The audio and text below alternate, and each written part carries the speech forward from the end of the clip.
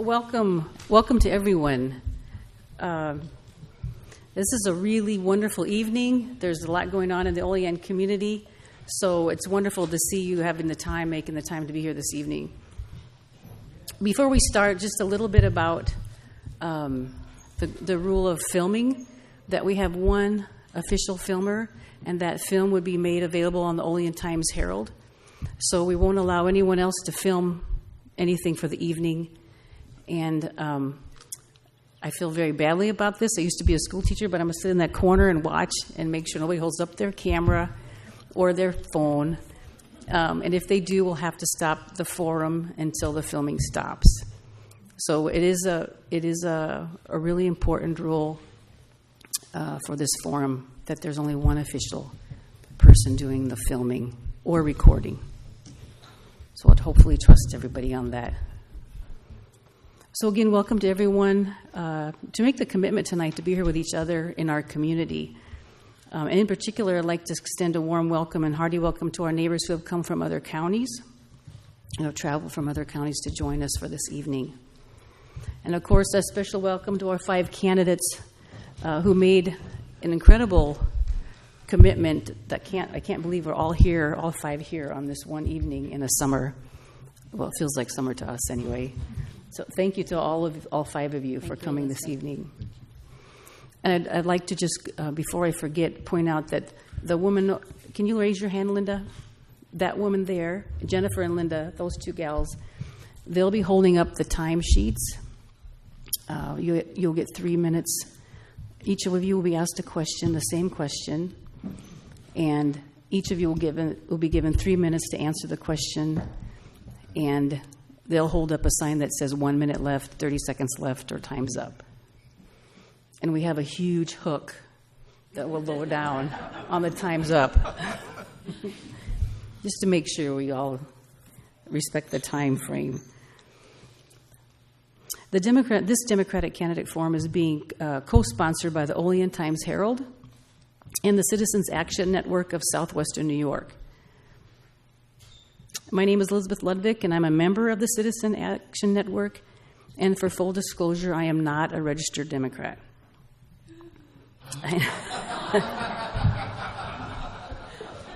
But I will tell you that on June 26th is a very important day for y'all for the primary. Right.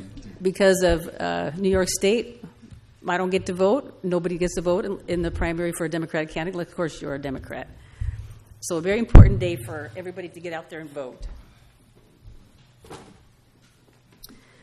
I don't know about you all, but sometimes I get a little bit comfortable at what seems like the chase lounge of democracy, and I don't always take my responsibility as a citizen seriously to be active. And sometimes I think back to what happened on 9/11, and I'm a little bit ashamed to tell this story. But when 9/11 happened, a friend called me and she said, well, they found out that the Taliban is not taking responsibility. I didn't even know who the Taliban were. I didn't know anything about the country, where the people came from. And I made a promise to myself after that I would read the paper more. I would read books. I would try and find out as much information and education that I possibly could. And so that's why I became a member of the Citizen Action Network, part of that in this community.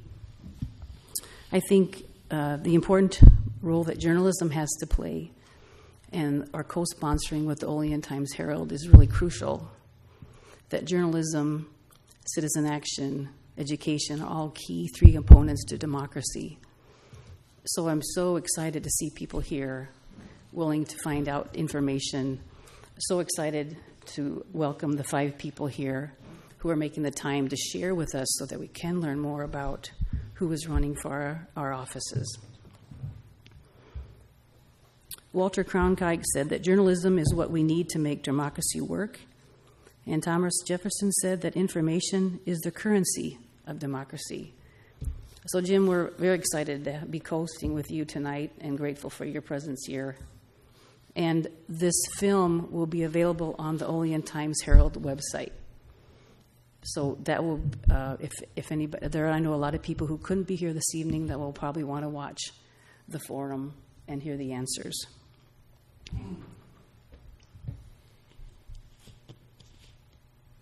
So I think, Mr. Extra, I'm sorry I get to put a plug in for the Citizen Action Network because I'm the intro person.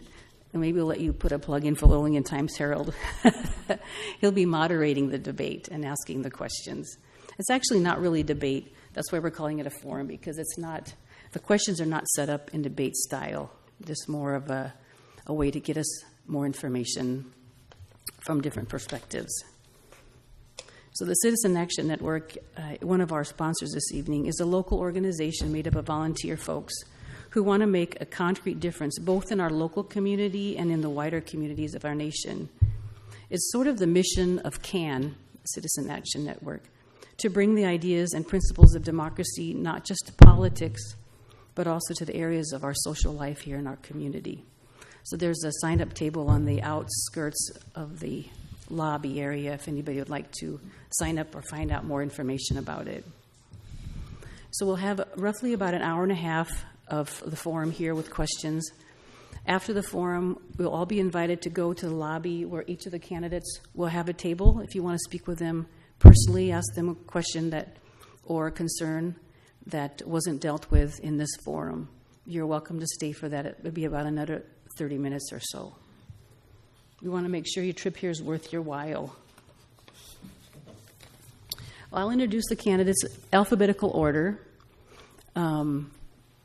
And Jim, when we asked, we have 5 questions this evening, and instead of making Linda Andrei answer the first one, always the first one to answer because she's alphabetical, we'll ask you the first question, Linda, and then Max, you to be the next one for the first question, so that you're not, Linda, the always one asking the first one, to try and make it fair. Right. These introductions were compiled by someone else off of your websites. So after I give the introduction, all the introductions of all 5 of you, I'll give you 30 seconds to say something about yourself that I didn't say that you thought might be interesting or helpful to some, because you didn't really get to pick out the information. So the first one, Linda Andrei is a retired cardiologist and artist who currently lives in Ithaca, New York. She earned her undergraduate degree in biology from Hunter College in New York City and her medical degree in Guadalajara, Mexico. She did her cardiology training at Mount Sinai Hospital in Elmhurst, New York, where she served as chief resident and at the University of Wisconsin Medical School. After completing her studies, she served as director of the Cardiac Catheterization Laboratory at Elmhurst and as assistant professor of medicine and cardiology at Mount Sinai Medical School, New York City. She subsequently moved into private practice, first in North Carolina and later in the Finger Lakes region of New York, where she worked in Elmira, Corning, Painted Post, Bath, Watkin Glens, and Ithaca. After retiring from medicine, Linda pursued a second successful career as an artist. She has also been active in local politics. In 2017, she decided that the time had come for her to leave her retirement and use her experience, expertise, and energy to serve her country. She is especially committed to addressing the problem of health care, which she sees as a major issue of our time due to its intersection with economics, education, and public safety. So we welcome you, Linda. Max Della is a retired Air Force officer, attorney, and congressional aide from Owego, New York. After earning his undergraduate degree in economics from the U.S. Air Force Academy, he served for more than 30 years in the Air Force, working in a variety of capacities in Iraq, Haiti, Afghanistan, and Antarctica. He rose to the rank of colonel before his retirement and was subsequently promoted by the governor of New York to the rank of brigadier general in the National Guard, the Air National Guard. After earning a law degree from Marquette University, Max worked in private practice for a number of years before moving to Washington, D.C., to serve on the staff of Senator Carl Levin, then as Chief of Staff in the Office of the Air Force Senate Liaison. While in Washington, he worked with both Democrats and Republicans to get things done. Max moved to Owego in 2008 to take up a position with Lockheed Martin, where he worked in business development. He retired from this position in 2013. Welcome, Max. Ian Golden is a small business owner from Ithaca, New York. He earned both undergraduate and master's degree in occupational therapy from Ithaca College, and then worked for a number of years as an occupational therapist. An avid runner, Ian has launched 3 different local businesses related to the running field. He understands the problems associated with creating and managing a business in the Southern Tier, and he wants to bring that experience to Congress. Ian has been active in progressive grassroots political campaigns against fracking and in favor of a single-payer healthcare system for New York. He decided to run for office after observing the level of dysfunction and corruption in Congress and realizing that regular people needed more of a voice. Welcome, Ian. Thank you. Tracy Mitrano is academic dean of a cybersecurity certificate program at the University of Massachusetts and principal of her own cybersecurity consulting firm, Mitrano and Associates. Until recently, she served as Director of Information Technology Policy and the University Computer Policy and Law Program at Cornell University, and as Director of the EduCause Cornell Institute for Computer Policy and Law. Tracy earned her undergraduate degree from the University of Rochester in English and History, and then moved to Binghamton University, where she earned both master's and PhD degrees in American history with a focus on women's history. Later, she added a JD degree from Cornell Law School to her resume. Dr. Mitrano has given over 50 talks at universities, institutes, and conferences on cybersecurity issues, and has been interviewed multiple times by various news outlets regarding matters in her area of expertise. She has also published 16 articles on various issues pertaining to cybersecurity and served as a visiting professor at several universities. A lifelong resident of Western New York, Tracy entered the race for Congress out of a concern to help her neighbors, whom she saw being hurt by the persistent economic decline of our district. Welcome, Tracy. Thank you, Elizabeth. Eddie Sundquist is an attorney with law offices in Jamestown and Owego. After earning his political science degree at St. John Fisher College, he moved to Philadelphia to teach middle school science to students overlooked by the traditional education system. He was recognized by his school as Educator of the Year in 2011 for introducing exploratory science labs in his classroom. While teaching, Eddie earned a master's degree in education from the University of Pennsylvania's Graduate School of Education. A few years later, he returned to Western New York to attend the University at Buffalo Law School, earning his JD degree in 2015.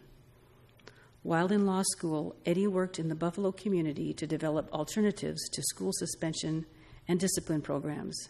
He later interned with the U.S. History Department and the U.S.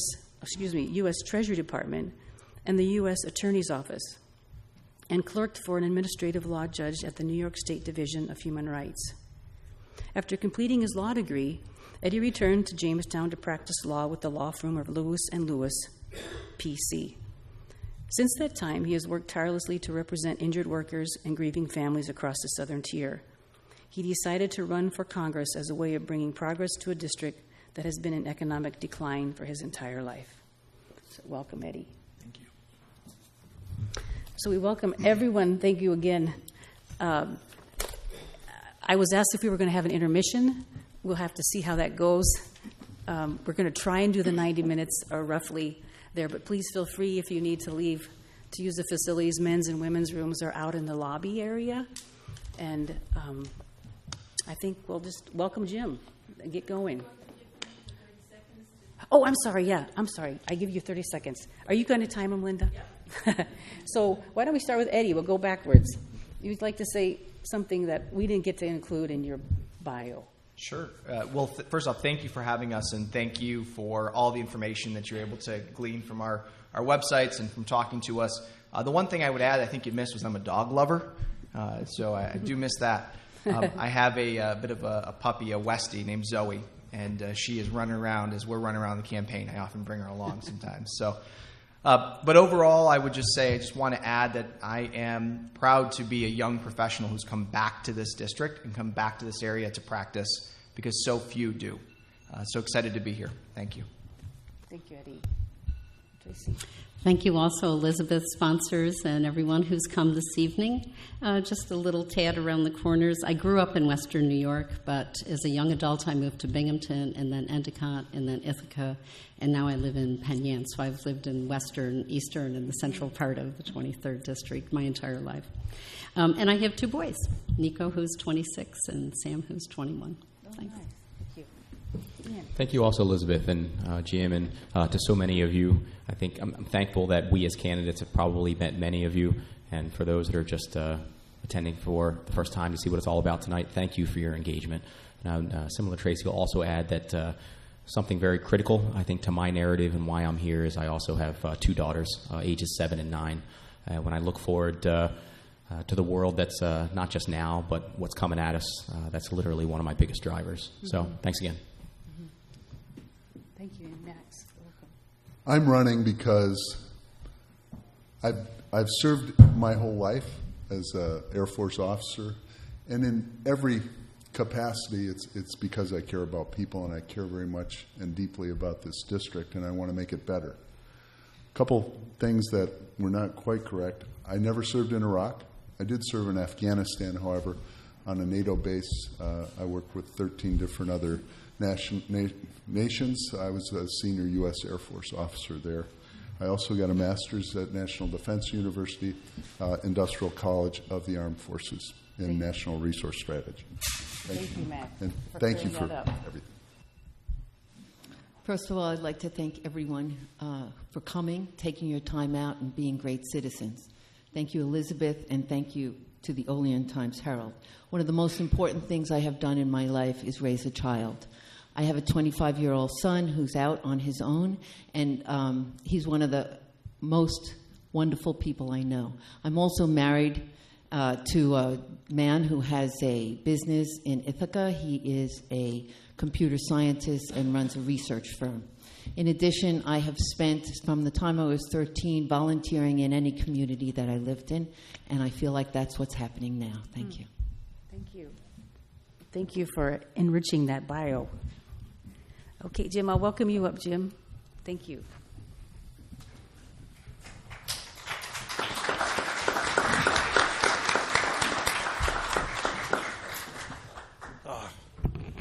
I'm kind of stiff up here doing some weekend warrioring today. Tweaked myself, but the show's going on. And I don't want to take up too much time because you're anxious to hear from our candidates, but I do want to mention that I really appreciate the efforts by Chris Stanley to put together this. Other people I'm sure were involved, but Chris really worked hard to get this together. And I think it's, frankly, it's a unique event. It's certainly unique from my time, which is almost 20 years at the Times-Herald. And I think the fact that we have, 5 candidates here shows like a commitment that I think the district should appreciate.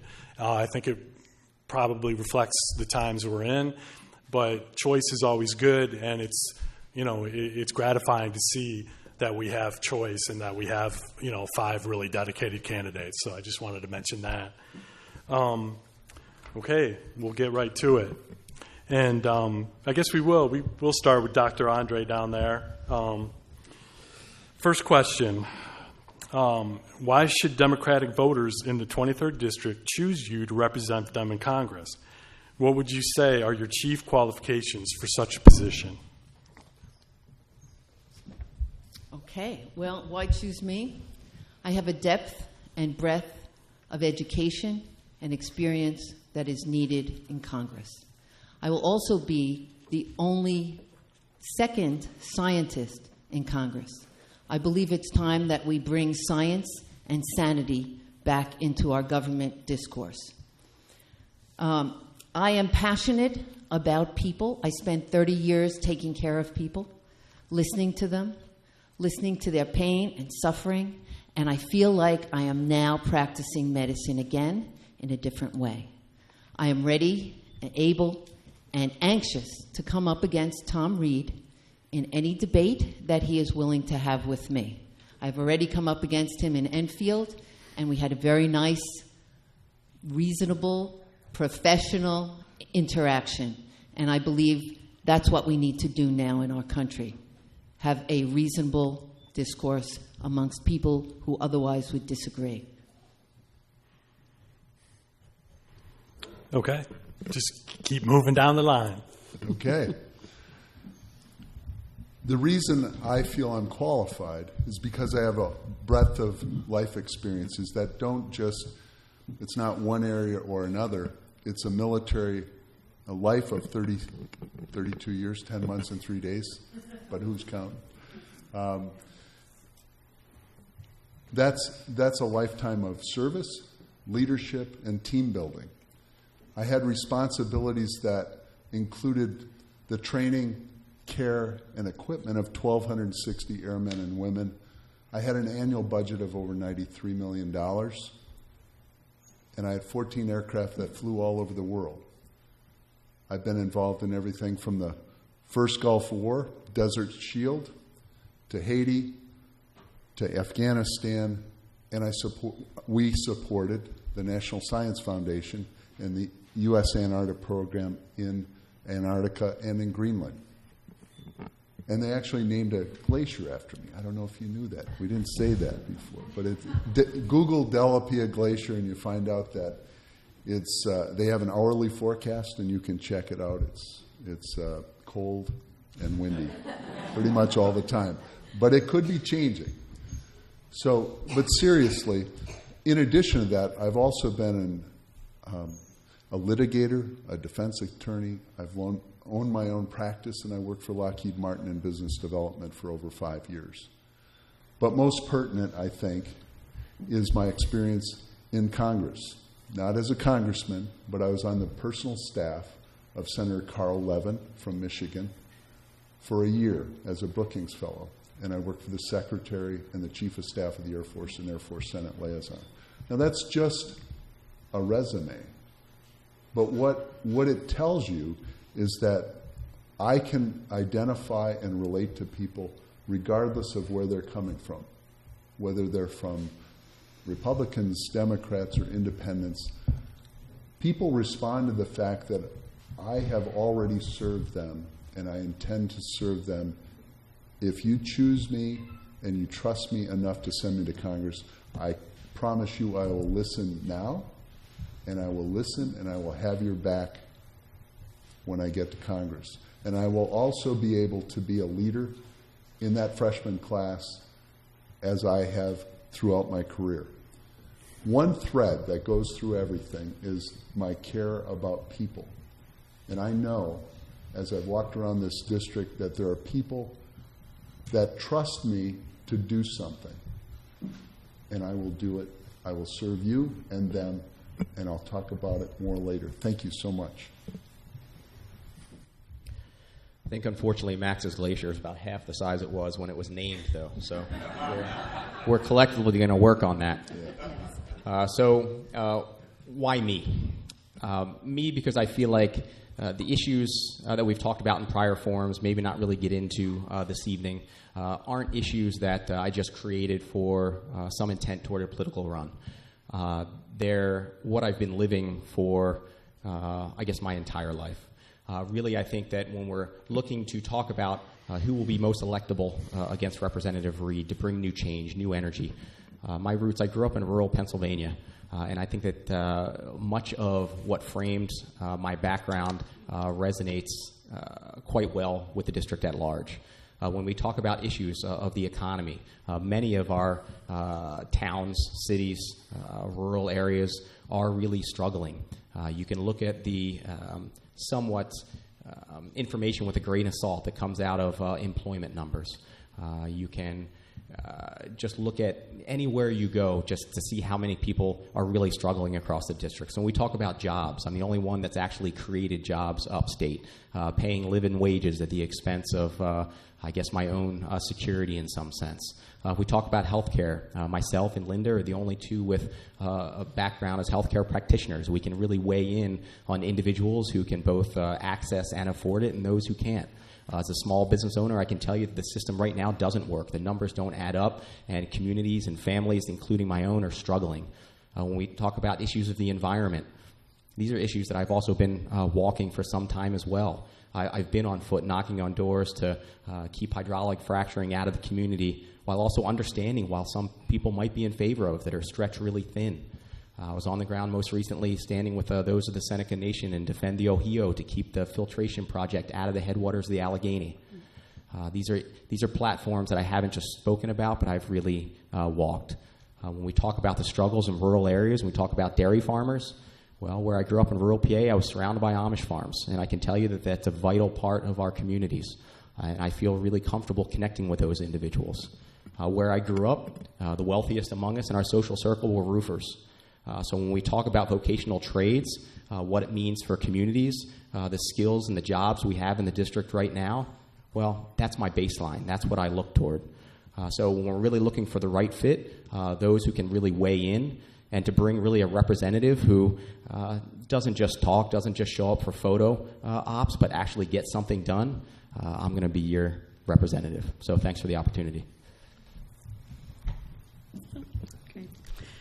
Well, I think I would begin by saying that I'm a daughter of the district. I have lived here my entire life, and in watching the last 4 rounds of Democratic candidates and how they've been criticized by Mr. Reed, he either goes for the fact that they haven't lived here for long periods of time, however unfairly, because often it was because of military service, or the fact that they really didn't grow up here. To the degree that those are electability issues, I guess I represent someone who never even left this area to go to law school, as Mr. Reed did.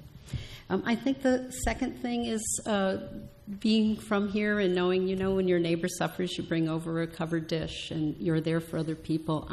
My politics are all about putting people first, and that has not been what has been happening under Representative Reed, and I promise you that that will be my dedication. When it comes to the specific education and expertise and experience I have, as a young person, I was involved in labor and civil rights, and I have always held true to the principles of those politics. As an attorney, I worked both in some corporate law, but mostly in family court, where I did a lot of litigation with abuse and neglect. So it wasn't just a campaign that brought me to the door of people who don't have a floor on it or don't have a table in which to sit. I have, in the last 15 years, developed a reputation nationally in internet policy and cybersecurity, and would be the only person in Congress with that expertise, although I don't know who will also be elected in this freshman class. I therefore have 30 years of working, if not more, in family, social, and internet policy. I am able to take the issues of a dairy farmer or a gas station attendant and understand when they tell me what they need, how they can get it in Congress. I believe that is why I have gotten the nod from a dairy farmer not far from here in Jasper over in Steuben County, who really wanted not only people who hear him and feel for him, and I believe everyone at this table does that, but someone who can automatically put it in the context of the kind of politics that he needs representation in Congress. I have a proven track record of success in my professional life. I have been known at Cornell University, among other universities in this country, as a change agent, and I did bring change. I created a internet and information technology framework that was adopted by colleges and universities around the country. And I can tell you it's not easy. If you want to learn about negotiating, talking to other stakeholders, weighing different interests, take the job of an IT director trying to create something from scratch and working with 14 other colleges, as well as your vice presidents of a major corporation such as Cornell. And it'll give you the same kind of experience, I think, that is the background for a legislator in Congress. In the, thank you. I think we'll mention that, you can when time's up, it doesn't mean the anvil comes down. Okay. Finish up your thought. But, if it ran on and on and on, then I would butt in. Okay? All right. I mean, we were told there was a hook that was coming down. Yeah. So I just want to make sure that's clear. It's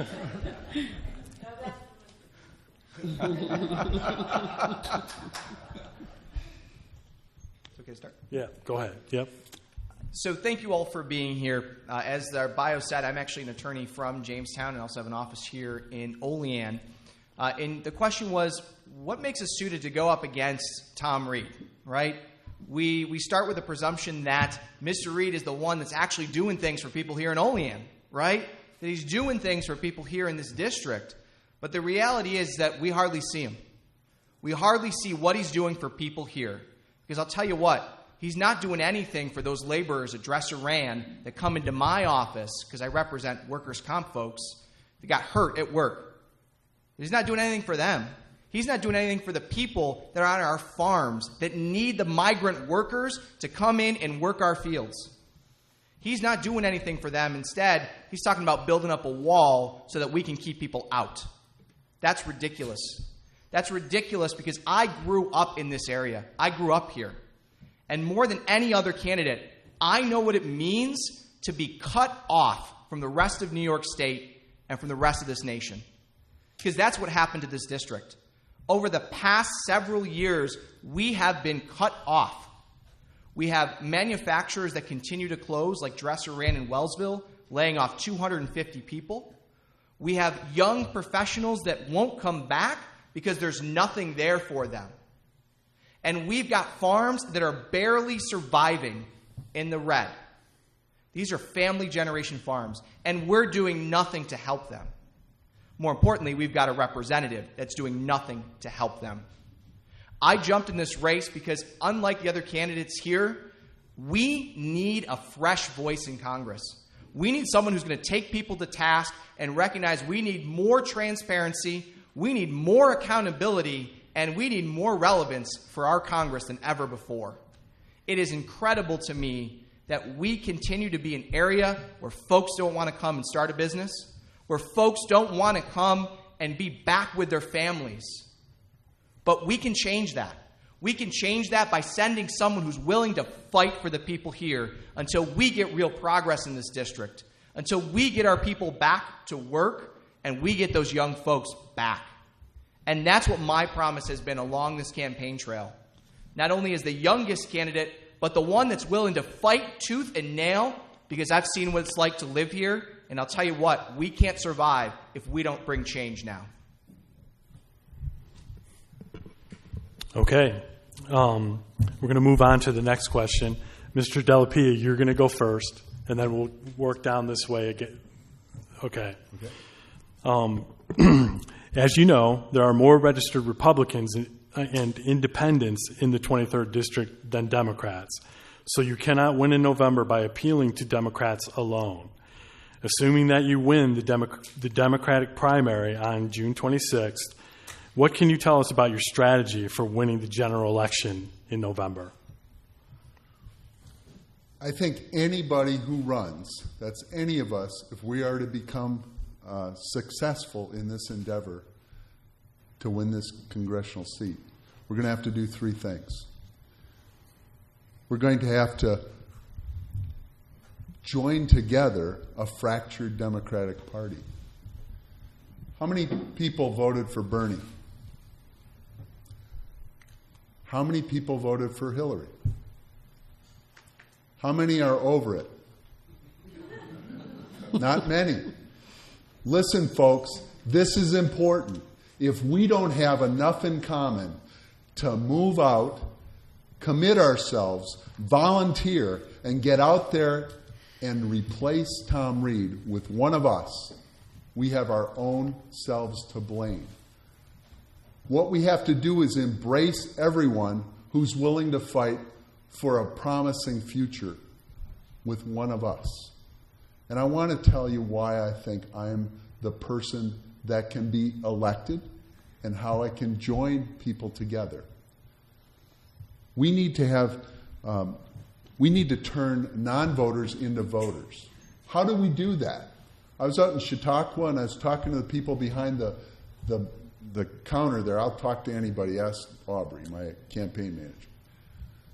And they said, this one lady said, I do not do politics. I said, why not?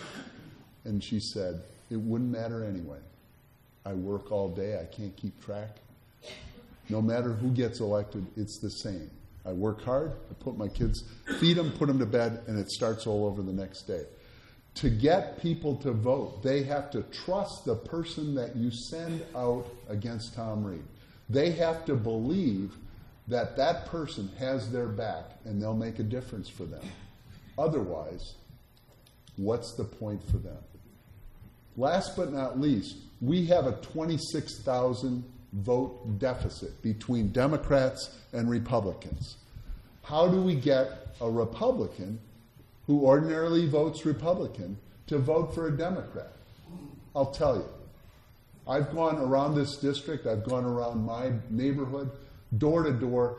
I've been walking down the street, and I introduce myself, and I talk to people, and I hand them my card, and I say, I'm running for Congress. I'd be honored by your support. And they go, are you a Republican or a Democrat? I say, I'm running as a Democrat. And they're just about to walk away. But if you can't re-engage them and say, we've got something to talk about and we can relate, I say, now wait a second. I spent over 30 years of my life defending this country, your family and mine. Isn't it about time we start looking for solutions as Americans? And they say, you're right, I'm sorry. Thank you for your service. I don't often vote straight to get in. Thank you. All right. Mr. Golden? I think it's really critical that we provide a candidate that really can connect with the district. I don't think this is just about party lines. I think we've had candidates up here in some of the forums where it becomes an attack session on Reed, or to the extent of making a physical mockery of Reed on stage. And I believe that may do well to maybe galvanize our own base and throw out some red meat. But I don't think that that's really what it's about, to really connect with this district. I think the district wants somebody who's able to look outside of party lines. I mean, this was something that Reed has, I think, risen in popularity for, was the, casting himself, going from a Tea Party individual to the centrist or the Problem Solvers Caucus. I mean, he's effective at reading the winds and doing what it takes to live up to his donors and get reelected, right? And I think that we need to take things from that and understand, why he's doing that. And I think that, what a lot of the district has shown is they will respond to change. They will respond to somebody who gives them hope. This district went for Obama in 2018 and then swung to Trump by 16 points in this last cycle. I've talked to Democratic committee members across various counties that are lifelong Democrats that also voted for Trump. And we don't cast them aside. We understand the point that they're at, that they feel left behind, that we've lost opportunities in our communities, that they feel demonized. And I just don't think that that's the tack to take. So what we really need to do is provide new vision, and I think that's something where Democrats traditionally fail. I mean, what is your vision? What is your inspiration? We get information from D.C., from the party, and I can tell you it's largely uninspiring to me. Right? And so where do we go with that? We galvanize younger voters, on the sidelines voters. We don't make it a party that's just about holding wine and cheese fundraisers and not really tuning in on the ground. I don't want to attend any more wine and cheese fundraisers. What I want to do is I want to take my daughters back to a demolition derby, and I want to talk to really the constituents out there who we've really cast aside. That's how we take this back. We connect, we empathize, we listen, and we really provide an honest alternative. We can do that. This district shows that it's not about party lines. They will react. They will step up. So how do we give them those individual? I'm here to do just that. So thanks for your help. Thanks. I like the way that you have framed the question, because it is a strategy, and it's really not that difficult to discern. 35 to 40% of this district will vote for Mr. Reed, and 35 and 40% will vote for whomever the Democratic candidate is. As Ian just said, this district went for Obama in 2008. And it also went for Hillary Clinton back when she ran for Senate. And Romney won it only by 1%. So it's not quite as difficult or of a challenge. But it is a challenge, and I don't want to suggest it's anything else but that. But the real key to it is this. We have to touch the folks in the middle, whether they're moderate Republicans, unaffiliates, or independents, or in some cases even blank in terms of their registration in this district. There's 20% almost of people who are in that category. We need about 10% to come our way to make it through November 6th.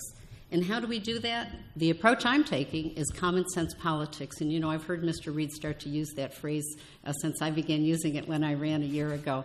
But I really mean it, and I think that he has a history of saying what people think they want to hear, and then, of course, he votes differently once it gets to a vote in Congress. I will vote with what I say. I will say what I believe, and I will vote with how I say. So you can trust me on that. Bill Boland, who is the Democratic mayor of Corning, has endorsed our campaign, and he did so declaring that we need a moderate progressive in this district, and I believe that my politics are exactly that. And I have demonstrated the strength of what a moderate progressive can offer to this district with having won every single straw poll this year, with having the nomination of the Working Family Party and the Women's Equality Party, and also having brought in 5,300 signatures, which is at least twice, if not three times more than my colleagues, and a few thousand behind Mr. Reed. When you put all of us together, guess what? We're over the top, and we really have all reached out in such a way. We have demonstrated that this party is ready to unite on the 27th, and we will then take Mr. Reed to task. Finally, I will say, having a little bit of a sense of humor isn't necessarily too bad of a thing, but we must stay positive. I think people in this country are tired of divisiveness. I think they are tired of the divide among us that is created. I think they're tired of negativity. They want to have respect and integrity in their politics, and I pledge you that. Thank you.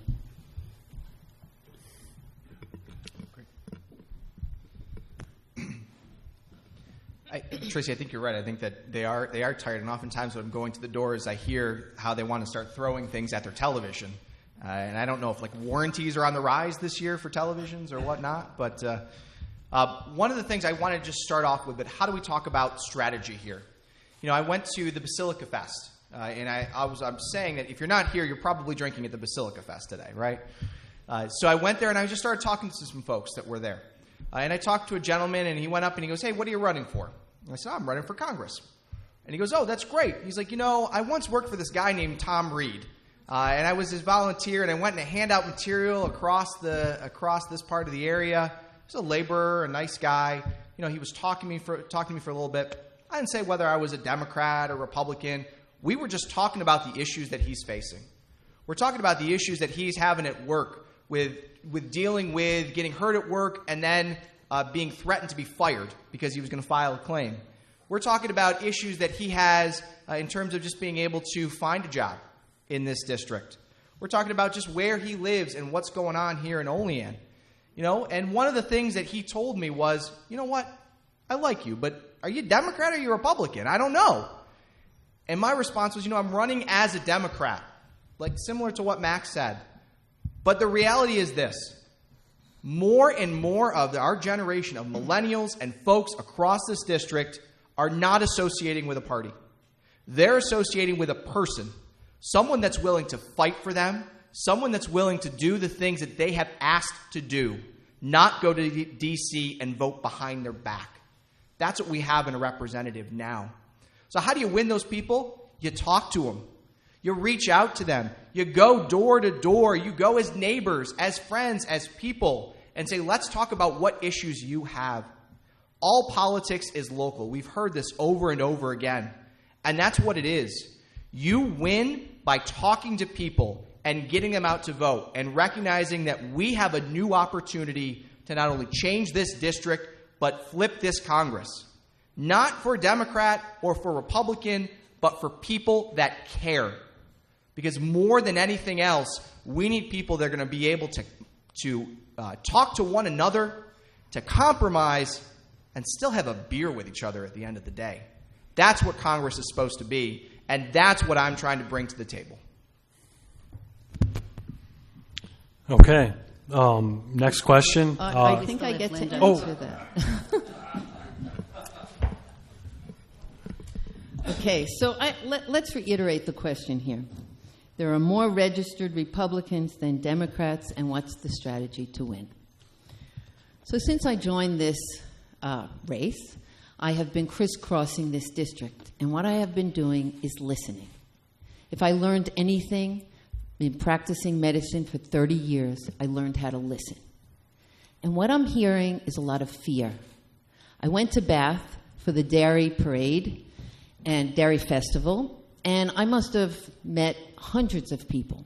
And when I went with my buttons and my literature and I put out my hand and I said, I'm running for Congress, are you a Democrat or Republican? Neither group wanted to answer that. Both the Republicans were afraid and the Democrats were afraid. So what's happening here? We're living in a time of tremendous fear. Now, if we go back a little bit and we say, how have people voted before? All 11 counties went for Bernie Sanders.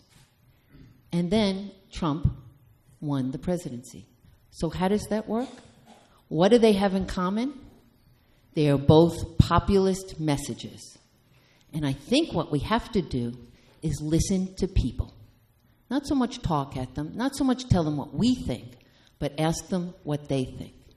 And then after we listen, I think we hear a lot of fear, a lot of suffering, a lot of angst, and a lot of division. And I think people are tired of that.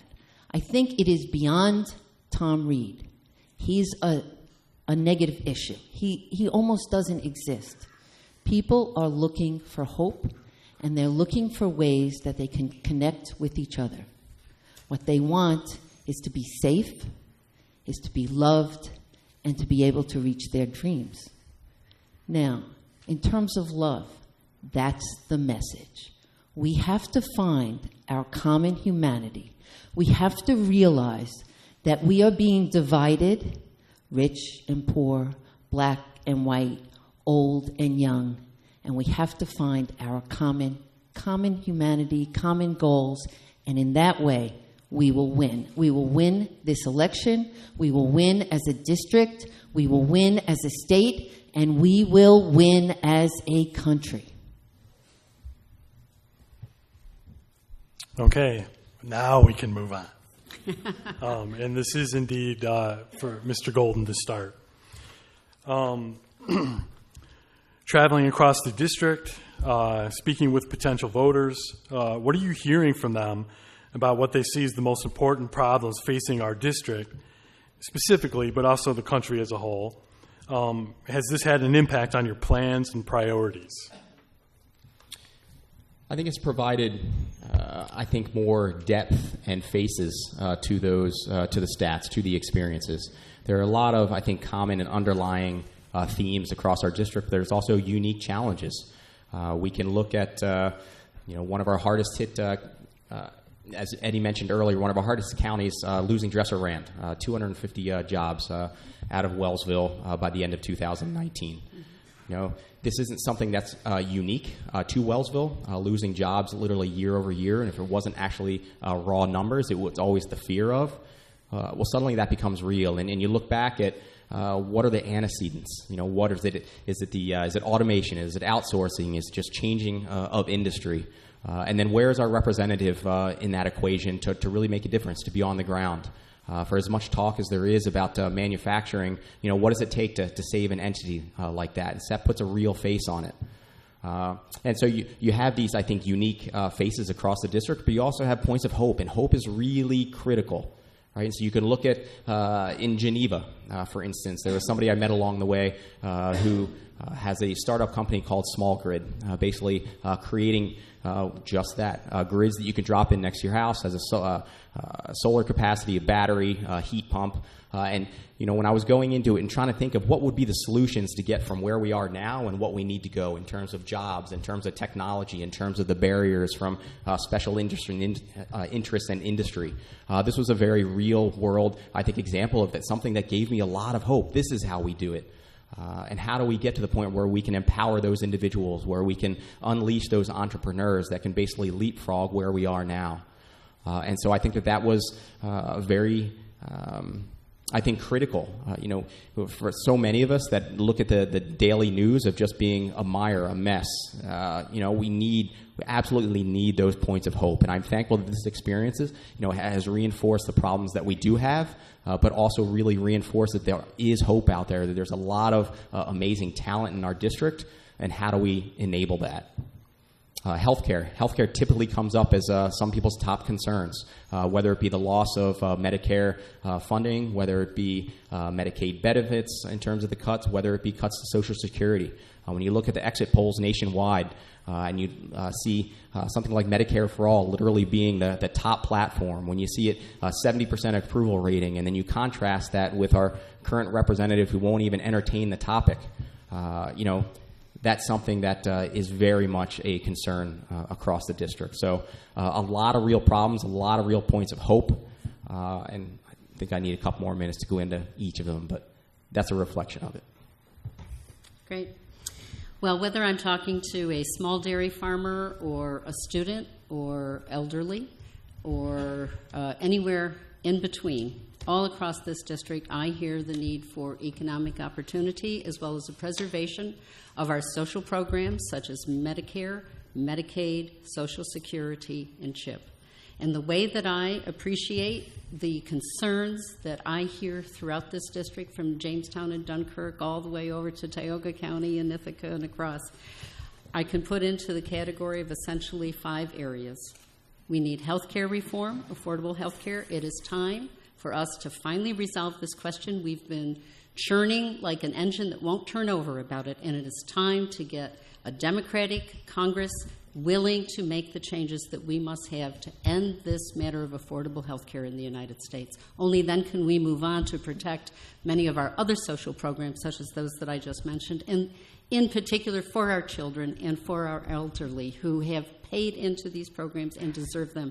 And there is no reason to have a Republican Congress, and there is no reason to have a Republican president take them away from people who deserve them. We need education reform. We must narrow the savage inequalities we have in our public education, primarily by turning away from this direction towards privatized education, as we now have in the Department of Education in Washington.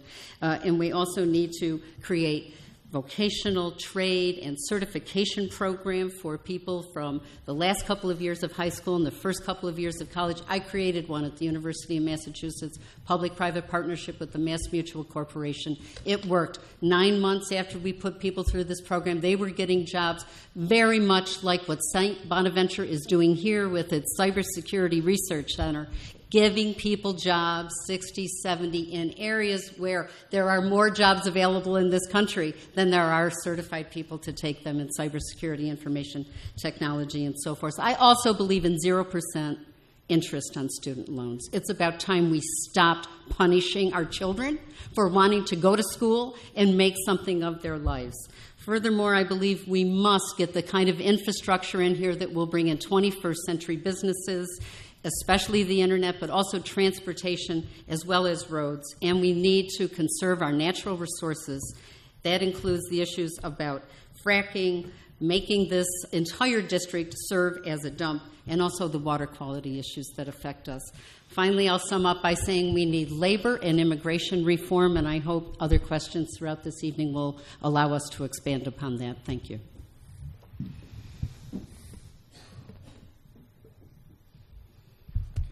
The question was what we're hearing from constituents. Is that correct? Correct. Okay. So as I go to every door, as well as my team, that's actually one of the things we do is we take data about what are the top issues that you're experiencing, what are the things that you want us to do for you when we get to D.C. And one of the biggest things that we see is that there is such a lack of trade jobs here in this district. There's a lack of ability for folks to go and get a job, and a lack of employers that can find people to do welding, people to do metal fabrication, people to do plumbing. There's a huge lack of that in this district. And that is big.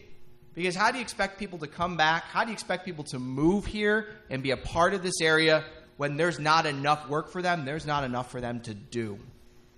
That is one of the biggest things, that being the only candidate to put forth a comprehensive jobs plan, talking about how we're going to pay for it, what we're going to do, and more specifically, how we're going to make this district better than it was. How do we get those jobs back? How do we get people back into retraining programs so that we can get them back to work? That's the most important thing. Let's get them to work on our roads and bridges. Let's get them to bring broadband across this district. Let's get them into things. Let's start in the high school. Let's get those folks who are unemployed. Let's get those into training programs. The second biggest thing we hear, education. Education. Now, I don't know how many of you still have student loan debt, or how many of you have children that have student loan debt, but I'm probably the only candidate with a six-figure student loan debt. And that is crippling to people across this district and across this nation. That is loan debt that doesn't allow us to start a family. It doesn't allow us to buy a house. It doesn't allow us to go get cars. And that's what we're seeing over and over. What we need more than anything is we not only need to start to get rid of that loan debt, but we need to start to make our public universities free for individuals, because gone are the days where a high school diploma was enough to get you a good job here in this area. Gone are those days. We got to get them into the trade skill programs, the union apprenticeship programs. We got to get them there, and then we got to find them a job. That's the most important thing. But more important than all of this, the third thing I hear is Donald Trump. That's what I hear more than anything. Not that we have Donald Trump, but there is a lack of transparency in our government like ever before. That Donald Trump, members of Congress, no one wants to disclose where their money is coming from and what they are using it for. And that is shameful, because every politician should be accountable to the people that they send to D.C. or to your town hall. And we should be able to know who's funding you, how you're being funded, and what you're doing with that money. Those are the things that we've been hearing along the campaign trail. So, what are people saying? They're saying they can't make ends meet. They're saying they're working 3 jobs. They're saying they're going from one part-time job to the second one, and maybe sleeping in their car to get to the third part-time job with no health care, no benefits, and being treated badly. But they're saying they're very happy with corporations like Walmart because they have a job. And so they're desperate to have any kind of a job. They're saying that their farmers are driving school buses so that they can get health care, and they're farming at night and on the weekends. They're saying they don't know how to keep their kids in this district because there's no opportunity here. They're saying that they're ready to sell off their farms for fracking because there is no connection between their farms and the communities. They're saying that there are nice people on Medicare and there are those really poor people on Medicaid. And those poor people on Medicaid are draining resources. They're saying that they are overwhelmed with the opioid epidemic. And actually, I've heard some people say we should only give them one chance and then let them go. So what I'm hearing is pain, suffering, despair, and people who just can't make ends meet. I think we need to start in the middle. We need to start with the essential, and that is health care. Health care must be a right, like clean air and clean water. When we have health care, as an employer, we have liberated the employer able to grow his or her business. When we have universal health care, we have people who are able to move from one business to another or start their own business. When we have health care, we have freedom, we have social justice. And when we talk about the environment, we're talking about our health care as well. So I see this as a central issue. And I also see healthcare as addressing the depression, the hopelessness that people are feeling. But they must have work. And there is a solution in this district. We can move from a fossil fuel-dependent economy to one that depends on our natural air, water, solar, and geothermal. When we do that, we create jobs, we have a healthy environment, and those jobs will also give people a reason to stay here as young people. It will provide vocational training, and we will grow. We'll do better. So that's what I'm hearing. And my solution is a bill that's already in Congress. H.R. 676, time's up. I'll talk to you more in detail about it later. Thank you. Mr. Della. As I go door to door, I find people they're trusting me with very personal struggles, and they expect me to do something if I get to Washington. It's a humbling experience, but it galvanizes my will to do this. I started out based on the fact that I thought special interests were driving too much policy, too many laws, and that the people who are supposedly representing us are not actually representing us, but special interests. They're donors. The payoff is the tax reform package. So these are the type of stories I hear. One man was talking about his daughter, and he said she's got a lot of health problems, and she's run up over $1 million worth of trying to save her life. So these cancer drugs and things cost a tremendous amount. One woman I spoke to, it was $11,000 for one and $14,000 for the other a week for 6 weeks. So these people, you never know who's going to get struck, right? Everybody needs health care. You're struggling to fight for your life, and the rest of your family's wondering if they'll have a home. This is a serious problem, and I think we all agree Medicare for All is a reasonable, humanitarian way of approaching this problem, and we can save money doing it. So I also was in a bakery at Chautauqua County, and I was talking to two ladies who were both on Social Security. They're concerned about their Social Security because they've heard that people are going to try to take it from them. They also were both cancer patients. One had beat it once. She was in her second run, so to speak. One of them had co-pays of over $500 a month, and the other one was $728 a month. So what I'm saying, folks, is we need to move forward to help these people. And it's almost like Tom Reed doesn't listen, because that person that ran up the $1 million, they were from Corning, and they got a notice from guess whose collection agency. It makes my blood boil. Something's got to stop. Special interests don't run this country. My country isn't for sale, and yours isn't either. And I'll fight to bring it back. Thank you so much. Okay, we'll start. This question, it starts with Ms. Mitrano. This is an opportunity, I think, to circle back and, talk about some things that maybe, you hadn't touched on before. Yes. Incumbents variably have a built-in advantage in seeking re-election. To defeat an incumbent, you have to convince voters that your issues, or that your views on the issues, are best for the district and the country. With this in mind, identify 3 issues where you believe that your position will be more appealing to voters than those of our current representative. Well, I might do more than 3, because I'm going to say very simply, all 5 of us up here believe in Medicare for all, single-payer system, and we believe that would take care of a lot of the problems we have in this country, and I already spoke about it a little bit, so I'm going to clock the first one right there. The second one I do think is a tax issue.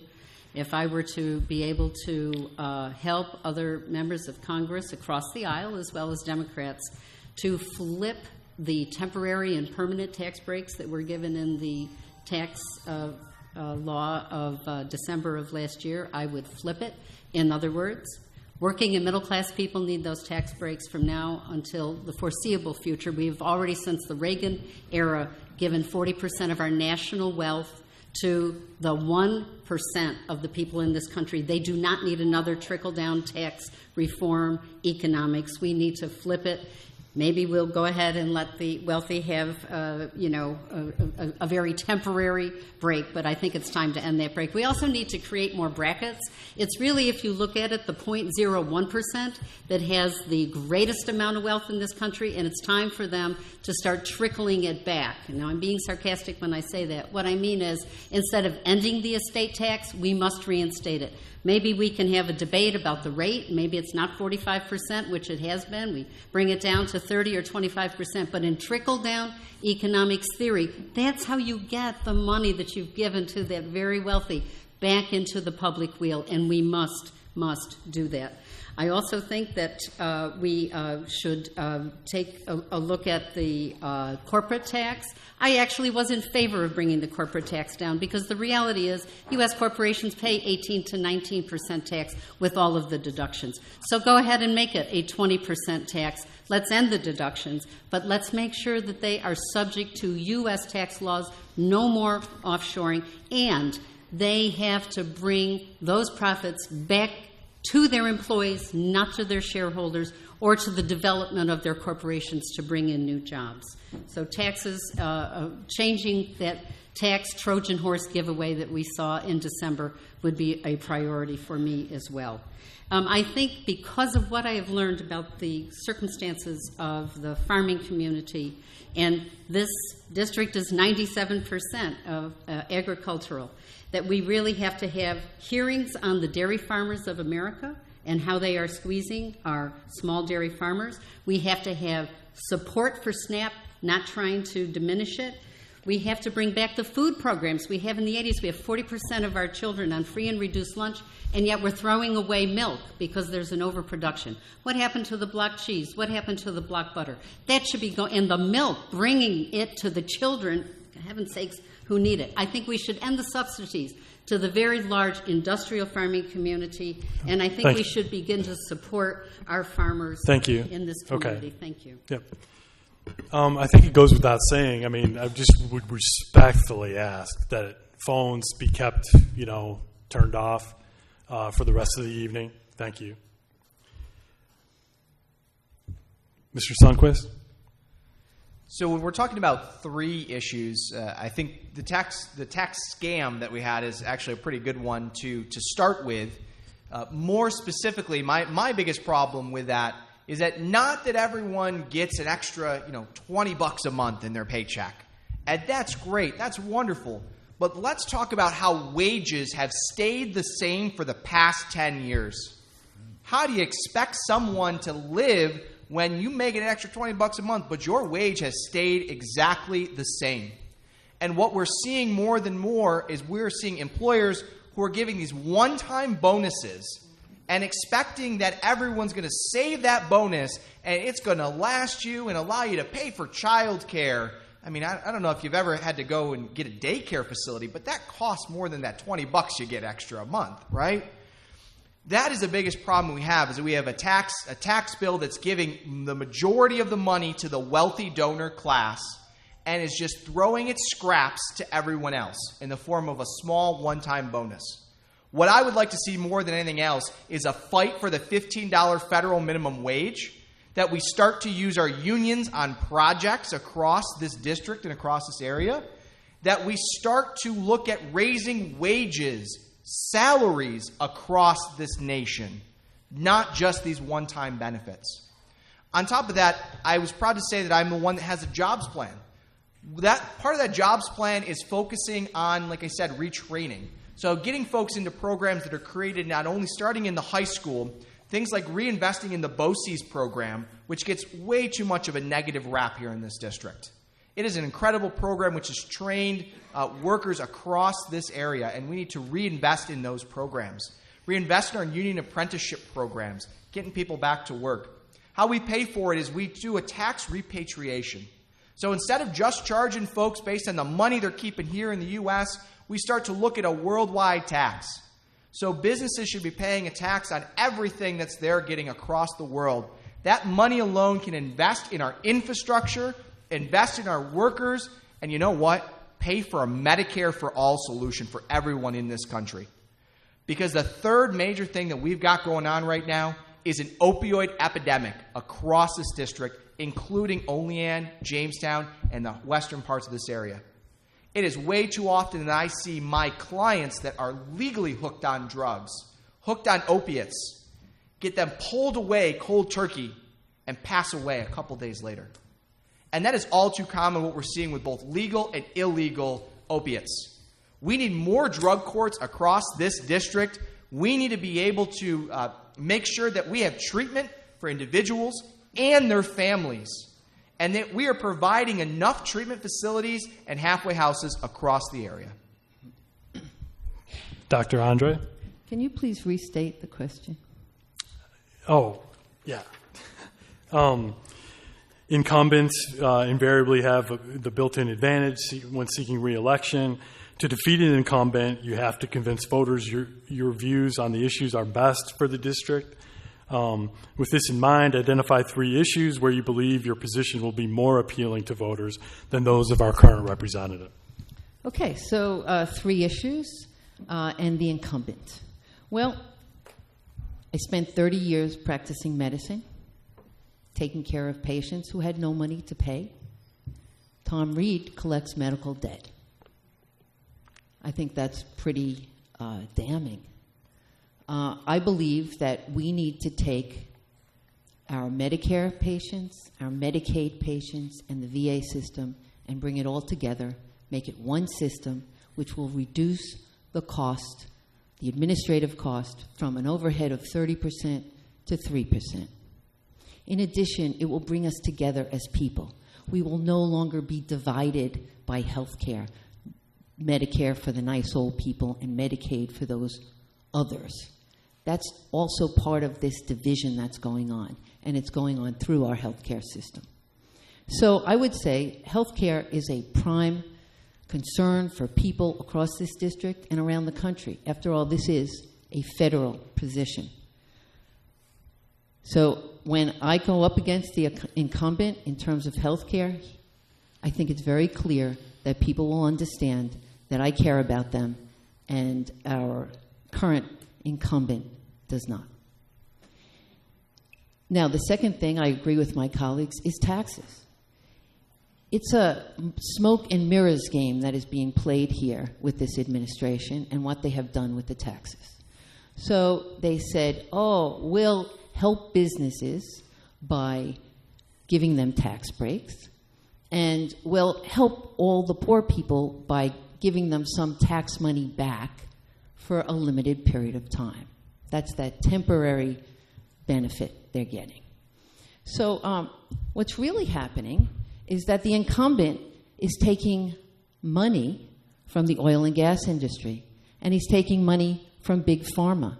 And that's why he voted for that tax bill, because he is answering to his constituents that happen to wield the money, the 1% my colleagues were talking about. And the third thing is the national debt.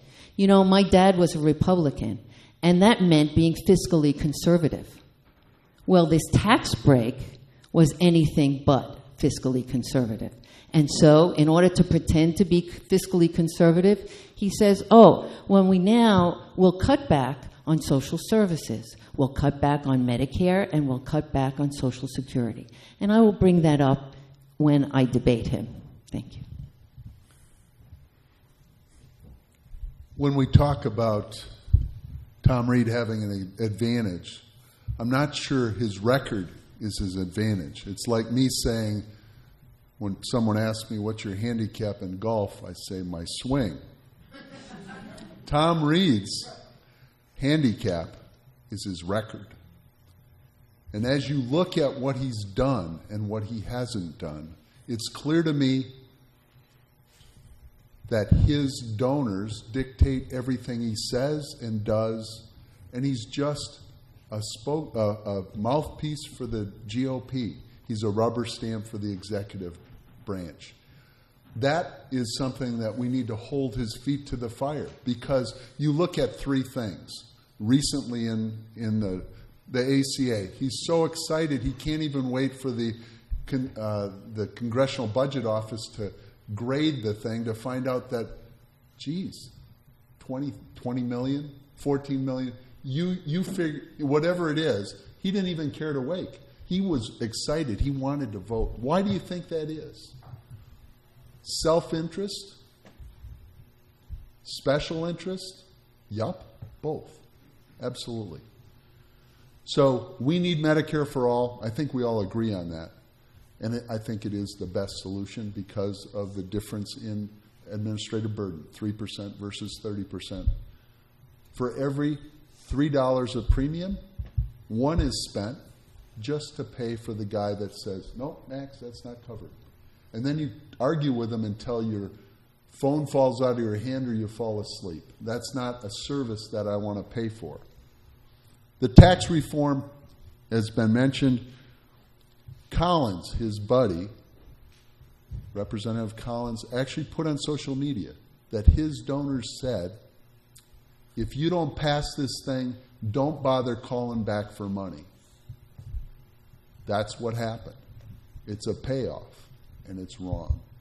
And special interests need to go. Campaign finance needs to change. I don't think anyone should be able to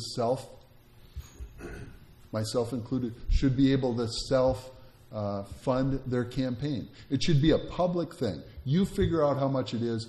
Everybody should be held accountable to spend only that and nothing more than that, and get the special interests out of our government. It's not for sale. Tom Reed came in as a tax deficit, or a deficit hawk, right? A Tea Party guy that's going to balance the budget. And he voted for a $1.5 trillion giveaway.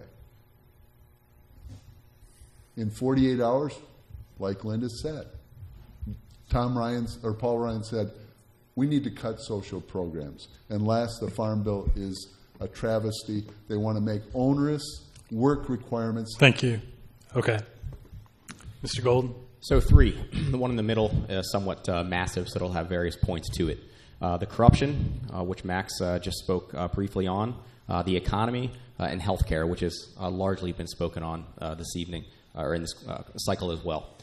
So what does that look like? I think months ago there was a post of Representative Reed about just commenting on he was coming home from D.C., was on his way out. He was so thankful to get out of that place and glad to be home. And no doubt that it feels good for Representative Reed to come home. But at the same time, when I think of the current state of too many of our representatives, I believe that they're too wrapped up in Congress, too lost in D.C. They have lost touch. And they may spin it to make it seem like they're very much here and grounded, but I think it's anything but that. So what can we do? Corruption. How do we provide people alternatives? I think by and large people are really tired of Congress. I think approval rating, typically 15 to 18%. How do we change that? How do we provide an honest alternative? Somebody with more integrity to office? How do we limit campaign contributions, work toward public financing of elections? Can we support the idea of term limits, which was introduced in a bill just a couple weeks ago? Several points that I think will resonate very strongly with the district if we can get the message out there. Economy, the multiple points of what that looks like. Manufacturing, again, as much as it's talked about, what opportunities have we really gained in this district? What does the tax code look like? Is it incentivizing more corporations to move overseas? Do we get the issues with tariffs where it's a divided mentality game as opposed to acknowledging the reality of automation, and that's where some of the jobs are going? Do we look at the farms and the very serious situation that the dairy farms are in, what the Farm Bill looks like, and how it's really supporting the massive farms and the consolidation, the monopolies, rather than all the individuals on the ground that really make up our communities? Can we look toward new opportunities? I don't see much, I think, love, vision coming out of Representative Reed on where we go from here. What new opportunities are you bringing? our labor unions, for all of the rhetoric that we get about losing jobs in upstate or particularly New York. Well, we're the highest per capita labor union state in the nation. How do we support that at a federal level to be sure that we're not losing jobs to right to work for less states? That's critical. If we look at immigration, the status of our farms and the labor crisis that they're in, how do we support that with comprehensive immigration reform and cut through the divisive rhetoric that's thrown out there? Healthcare, we've talked about it as well. As a small business owner, I see the stats. I see the projections of what it would cost and the benefits going to a Medicare for All platform. I feel it at a personal level. My wife and one of my daughters would be considered having pre-existing conditions under where the plan that Representative Reed was taking us. I see the gutting of mental health facilities. I see that our rural medical centers across the district are struggling to make ends meet. There's so much that could be done. Ultimately, we can run on his record. Thank you. Okay, the next question, Mr. Sundquist will answer first. If you should win the general election in November, what will be your top priorities in Congress? How will you work with both Democrats and Republicans to achieve your goals? Would your answer be different depending on which party controls the House of Representatives after the election? Well, I'll just first start off by saying that if you believe some of the things coming from Mr. Reed's office, and in fact, he just sent out a fundraising email and said, the first thing Democrats, especially all of us, any of us who make it there, first thing we're going to do is try to impeach the president. I think that's crazy because you obviously don't know how impeachment works because you have to have both houses part of it. So I'd say the first thing that we do once we get to Congress is you start building relationships. It is nothing different than living in a small community. It is nothing different than being wherever you live and having neighbors and friends and allies and people that you know that you are never going to talk to, right? That is the most important part, is just start to build relationships with other members of Congress. Because the more that you can band together, the better the chance you're going to have of being able to compromise and get things done for the people back home. That's the most important part. For me, one of the biggest things that I've talked about in going into Congress, having as your congressman, would be, first off, making sure that we focus on jobs and getting those economic opportunities here. And second, I've been really big on making sure that we have transparency and accountability in our government. And I have said and actually have received national headlines for talking about introducing a bill to make all members of Congress release at least 5 years of their tax returns, including the president. But that's a whole different story. I think it's so important that as we send people to Washington, that we know exactly where their money's coming from. We know exactly what's funding them and what special interests they have. And what we've got right now is not adequate enough. So that's the first step. The second thing is to be able to start to then focus on making sure we focus on our students, our people here in this district. Start to change the way we look at reducing loan debt in this country. Start to forgive our loan debt for folks that want to become doctors and teachers and come to our rural areas and stay. More than anything else, we want them to stay here, and we want them to be part of our community. So let's forgive their loan debt for doing so. I think that's incredibly important. And then start to focus on working with the rest of Congress to create a Medicare for All solution. We cannot wait. We cannot wait, because as I go across this district, the more and more I see people are still feeling the sticker shock of going to the doctor, of being able just to visit either their primary care or urgent care. They still get that giant bill in the mail. And you know what? Having a deductible that's $10,000, $20,000, $30,000, that's not health insurance. That's actually mortgaging a small home just to pay for one surgery. So that would be my priorities going in as your congressman. Thank you. So my top priority would be to find the other 122 congressmen and women who have already signed on to a bill called H.R. 676. That is a Medicare for All bill. It exists. It is very clear. It doesn't have any added things to argue about. It's clear, it's simple, and it's only a few pages long. I've read it. I've compared it to the Affordable Care Act, which does not work. So the Republican Party said that they were waiting for this president to then present their plan for our health care for our country, and they had a lot of time, and they came up with nothing. At least the previous president came up with the Affordable Care Act. However, it's time now to move forward. In order to move that bill through Congress, I have to get together and caucus with the Progressive Caucus, which exists, and many of whom, in fact, most of whom, have already signed on to this bill. And then I have to go to those other congressmen and women who really don't understand health care and explain it to them, get together and push this bill. That's the number one priority. The second is the infrastructure plan that is already being spoken about in Congress. So the Republicans have an infrastructure plan that means, or that consists of using some of our taxpayer money and then taking the rest of the money from big corporations, here they go again, to privatize our public roads, our public water systems, our sewer systems, our entire infrastructure. So there is another fair deal out there for our infrastructure that I would push for, and that is to take the taxes that we're all talking about from the 1% and employ everyone. There's enough money to employ everyone. This has been done before with the WPA under President Roosevelt. This can be done again, and that will give us what we sorely need here in this district, a clean environment. We will no longer accept dumps, nuclear refuel processing plants, and we can move forward. Now, there is an example where people who were disparate crossed the aisle, and I'm going to tell you that. That was Shirley Chisholm. When she was denied food for young people, she was pushed into the agricultural committee, and there she cooperated with Bob Dole to have farmers who couldn't sell their food provide the food for the low-income people. So it's been done before. It can be done again. I'm ready to get there and do it. My focus will be fairness and equality of opportunity for everybody. So when you think about that, I think as I go around the district, everybody wants that. They really want a fair shot. They want their kids to grow up and have a better life than they did. But they're starting to lose hope, and I want to restore that hope. One of the ways you do that, when you're working you have to work in a bipartisan way.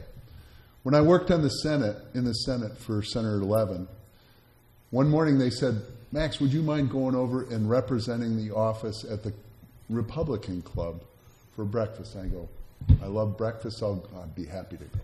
So I went over. And the administration, from the Clinton administration, they sent someone over to speak, and it was about the anti-ballistic missile policy that the administration had. The details of that are interesting, but not my point.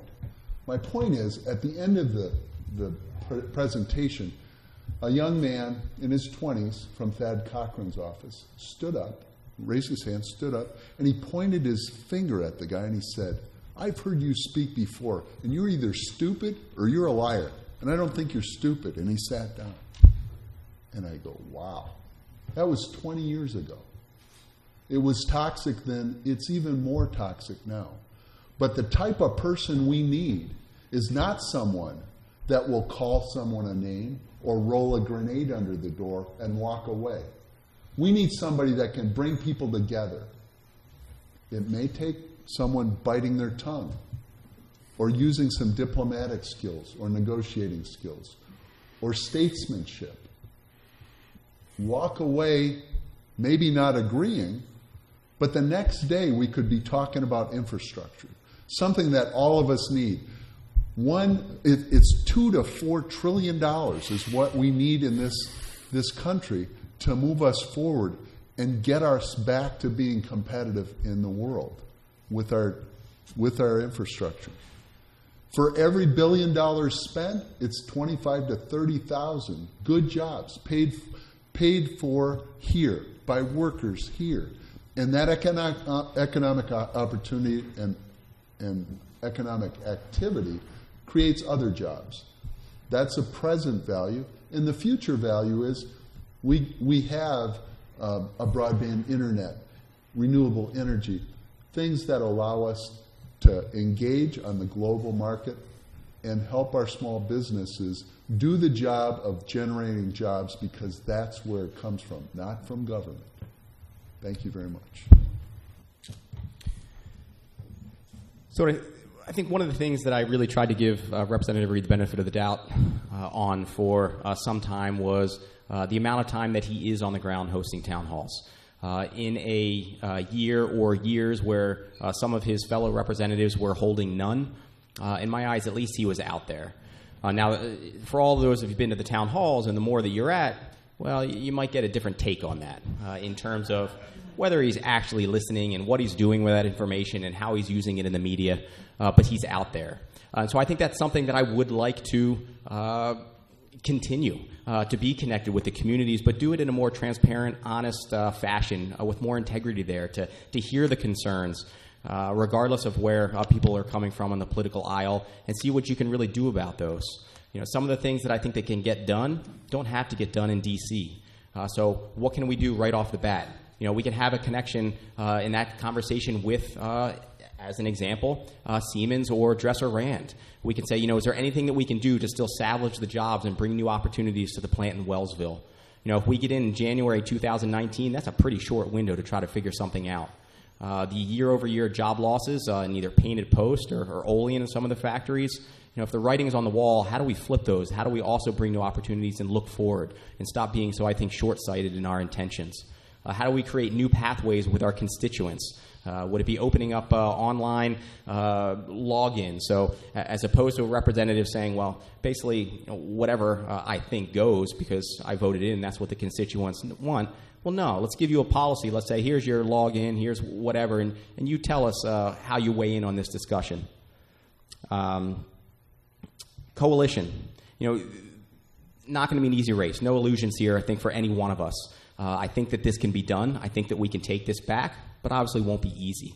There are a lot of, I think, potentially easier congressional districts in the country. If any of one of us arrives in D.C. Next year, it means there's probably 50 more just like us that arrive there. And there's new energy. There's new coalition. And how do we seek those people out? And then when it comes to bills and resolutions, what do we look at? Do we co-sponsor right off the bat a comprehensive infrastructure program? Could it, ultimately, I think the number is probably closer to $5 to $6 trillion in what it really needs. And can we protect the prevailing wages that it needs to get there, which are under attack? Can we co-sponsor H.R. 676, or I think I prefer Bernie's version of Medicare for All with the phase-in, which Tracy has also talked about? Can we support the Workplace Democracy Act? With the Janus case being handed down to our teachers' unions in NYSET right now, how do we protect them at a federal level, ensure that we're really a voice? And down to the level of farmer. There's a common farmer that Tracy and I have been connected with, which is a very good voice and representation. Voted for Reed the past 4 times. It's done. New energy is needed. Let's be grounded. Thank you. Well, first, in terms of the committees that I would like to work on, because of my dedication of my entire adult career to higher education and the work that I have done there in the area of jobs and so forth, I would seek placement on the Education and Workforce Committee. If not there, Agriculture. I have truly taken the concerns of small and middle-sized farmers to heart, and I would, with passion, want to represent them in Congress. Also, because of the work that I've done in internet policy and cybersecurity, the intelligence might be of some use, and heaven knows we need it. The forces that disrupted our elections in 2016 aren't going away. So we need someone in Congress who knows something of what they're talking about with respect to all of this. I think I have mentioned previously in the course of this conversation that the way to get economic opportunity, jobs, and justice throughout this district would be through healthy people, healthcare reform, educated people through education reform, the development of the infrastructure. We need the internet here to bring in 21st century jobs and businesses that use new technologies such as 3D printing or machine learning. And we must do that through the lens of conserving our natural resources, as well as agricultural reform for the agricultural parts of our district. That's kind of, your typical politician's 5-point plan for then how you're going to attract new investments, new capital to this region, both in agriculture as well as in manufacturing. In addition to that focus, I also would like to see labor reform. I mentioned it before. Let me speak a little bit to it now. We need to broaden the definitions of organizing and collective bargaining in our current labor laws in order to bring in new work families, such as internet technology workers. This is how we're going to revitalize unions. This is how we're going to bring labor back. We have to have comprehensive immigration laws. Farmers want it. People who just have a humane notion of the United States and its culture and traditions want it. We have anachronistic and out-of-date immigration laws. We not only need to do DACA, we also should be providing a pathway to citizenship for families who have been in good faith in this country for an entire generation. And we need the HB 1, 2, and 3 visas, whether it's going to be for our higher education or whether it's going to be on our farms. And I talk to farmers in my own voting district of Yates that tell me they need those workers there just like the small dairy farmers need it. Finally, we need a net neutrality law in this country so that we can assure we're going to continue to have innovation on the internet. And finally, indeed, we need some form of campaign finance while we wrestle with the results of Citizens United. Transparency about where the money is coming from is a darn good start. Thank you. Okay, thank you. We've run a little over, and I have been asked that we're going to go forward with sort of the final summation you can touch on, but I was asked to keep it at a minute, if that's okay with everybody. Okay? So what would you like your voters to know about that you have not had a chance to tell them, or use your time for, whatever remarks you'd like? Are we starting here? Yeah, Dr. Andrei. Well, folks, this is the most important election of your lifetime, at least most of you here. We are talking about the people in our district, the people in our state, the people in our country. Our democracy is at stake, and we need to make sure that we turn the House blue to reclaim it. There are forces at work that are making laws so that the super rich become richer and they make the laws for the rest of us. That is a loss of democracy. So I appeal to you, get out the vote, each one of you, go to your neighbors, speak to your neighbors who are Democrats, who are independents, who are Republicans. Find the common ground. This is our country. This is the people's country. We need to retake it. It is not a country that should be ruled by oligarchs.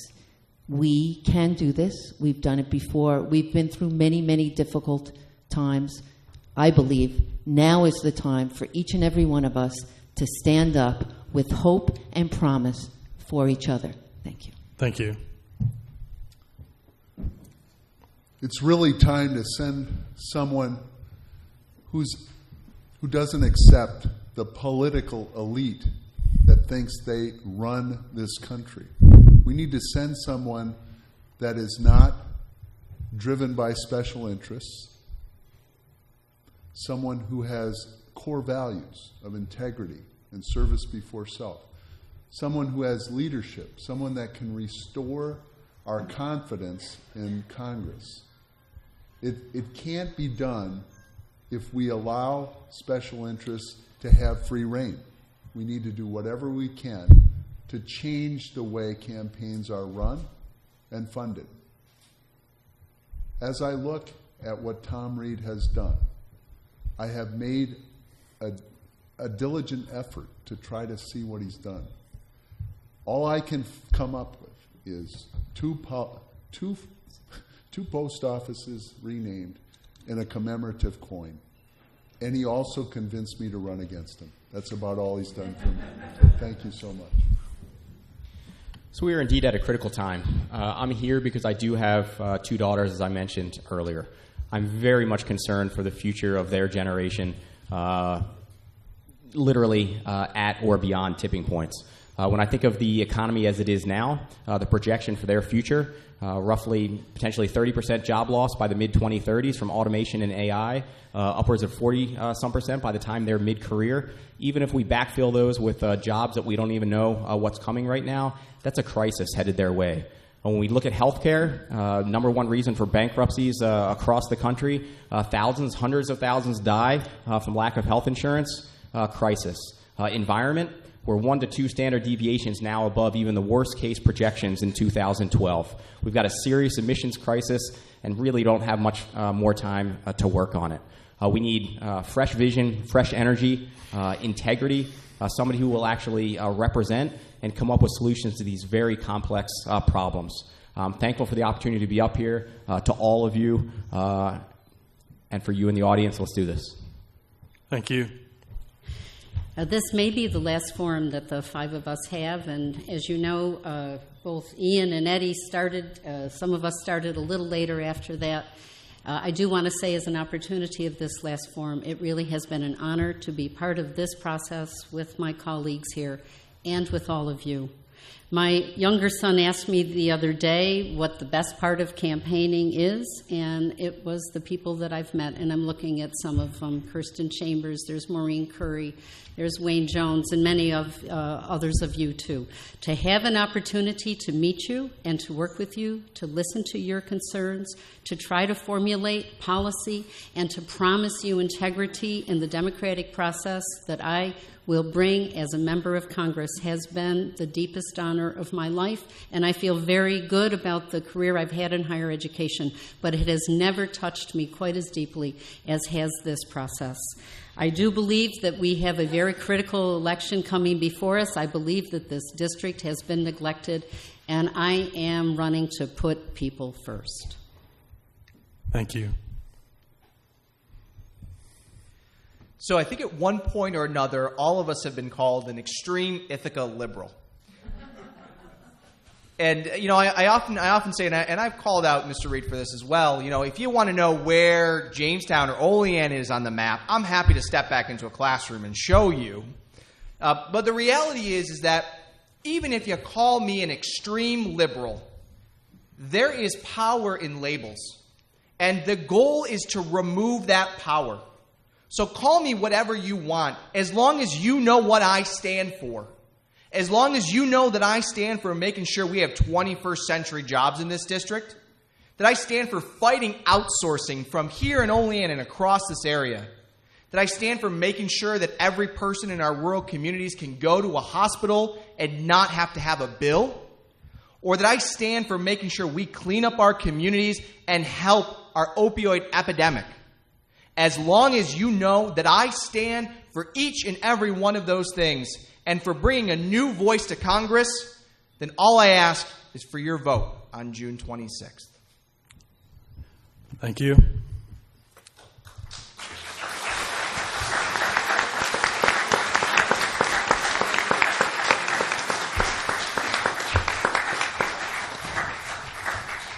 Thank you to all of you for the endless hours that you've put into this campaigning to prepare for June 26th and substantial resources, again, for your time to be with us this evening. I think nobody on those TV debates can hold a candle to all of you. We had no commercials. It's a little warm in here. No water, no nothing. So I like to applaud for all 5 and for all of you one more time. It's fantastic.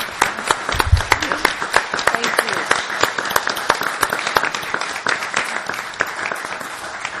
I'd like to again invite you, as long we were supposed to go till 9 o'clock, it's about 10 till now.